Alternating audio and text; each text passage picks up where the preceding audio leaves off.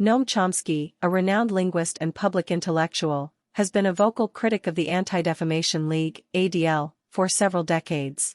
He has consistently questioned the organization's impartiality and its role in shaping public discourse on anti-Semitism and Israel-Palestine conflict. Chomsky's primary concern with the ADL lies in its perceived conflation of criticism of Israel with anti-Semitism.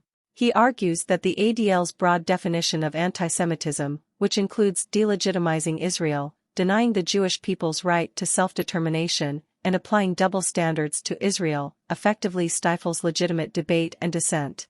In Chomsky's view, the ADL serves as a pro-Israel lobby group that works to silence critical voices and protect Israel's image at all costs. He has accused the organization of using its influence to smear critics of Israel as anti-Semites, thereby chilling free speech and undermining open dialogue. Chomsky's criticisms have drawn both support and opposition. Supporters of his views commend his courage in challenging the ADL's powerful influence and his commitment to defending free speech and academic freedom. Opponents, however, argue that Chomsky's criticisms are unfounded and that the ADL is simply fulfilling its mandate to combat anti-Semitism. The debate over the ADL's role and influence is likely to continue for some time. Chomsky's perspectives have sparked important discussions about the boundaries of free speech, the complexities of defining anti-Semitism, and the role of advocacy organizations in shaping public discourse. Here are some specific examples of Chomsky's criticisms of the ADL.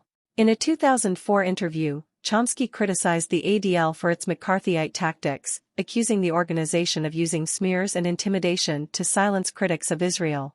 In a 2008 article, Chomsky argued that the ADL's definition of anti-Semitism was too broad and vague, and that it could be used to stifle legitimate criticism of Israel. In a 2012 talk, Chomsky accused the ADL of being a propaganda machine for Israel, and of working to stifle dissent and protect Israel's image. The ADL has consistently responded to Chomsky's criticisms by reaffirming its commitment to combating anti-Semitism and defending Jewish rights. The organization has also emphasized that its definition of anti-Semitism is based on the most up-to-date research and is widely accepted by Jewish organizations and scholars. Seems to me to be a self-serving circular argument. The debate over the ADL's role and influence is complex and nuanced, and there are valid arguments on both sides.